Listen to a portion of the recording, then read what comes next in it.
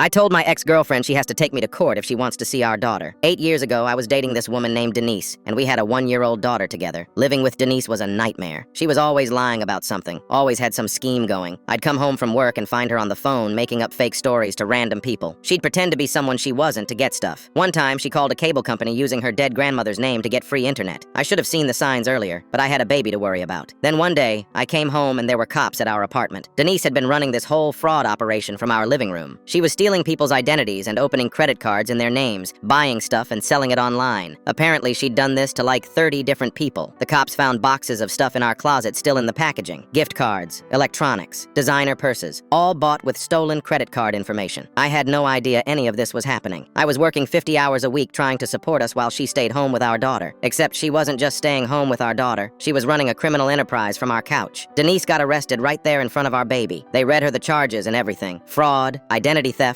like 6 different crimes. She took a plea deal and got 8 years in prison. Just like that, I became a single dad to a 1-year-old. Those first few months were brutal. I had to figure out diapers and daycare and toddler tantrums all by myself, but we made it work. My daughter, Emma, started daycare and I kept working. We moved to a better neighborhood away from all the drama. Emma grew up happy and normal. She didn't remember her mom at all. When she asked about her, I just said Mommy had to go away for work. Emma's 9 now. She's doing great in school, has tons of friends, plays soccer. She's this amazing, smart, funny kid who's never known anything but stability. Last month, I got a letter from Denise saying she was getting out of prison early for good behavior. She wanted to see Emma. She wrote this whole thing about how she'd changed and how prison made her realize what was important, how she wanted to be a mom again and make up for lost time. I didn't respond. Then she started calling. She got my number somehow and called me like 10 times in one day. I finally answered and she started crying immediately. She kept saying, "Please, I just want to see my baby girl." I told her Emma wasn't a baby anymore. She was 9 years old and didn't even know who Denise was. Denise said she wanted to fix that. She wanted to take Emma to the park or get ice cream, just spend some time together. I said, absolutely not. If she wanted visitation, she needed to go through the courts and let a judge decide. I wasn't just going to hand over my daughter to someone who'd been in prison for almost her entire life. Denise freaked out and called me cruel. She said I was keeping her from her own child and that she'd already missed so much. She started going on about how she had rights as a mother and how I couldn't just erase her from Emma's life. I told her she erased herself when she decided to commit fraud instead of being a parent. That shut her up for a second. Then she tried a different approach. She said she'd changed, that she had a job lined up in an apartment. She'd been taking classes in prison and going to therapy. She wanted to prove she could be a good mom. Now, I said, prove it to a judge then, because I'm not risking my daughter's stability on Denise's promises. Emma doesn't need someone who's going to waltz in and mess up her life just because they suddenly decided they want to play mom. Denise started crying again and hung up on me. 2 days later, her mom called me. Her mom, who I haven't talked to in 8 years. She laid into me about how I was being heartless and keeping a mother from her child, how Denise had served her time and deserved a second chance. I asked her where she was when I was raising Emma alone.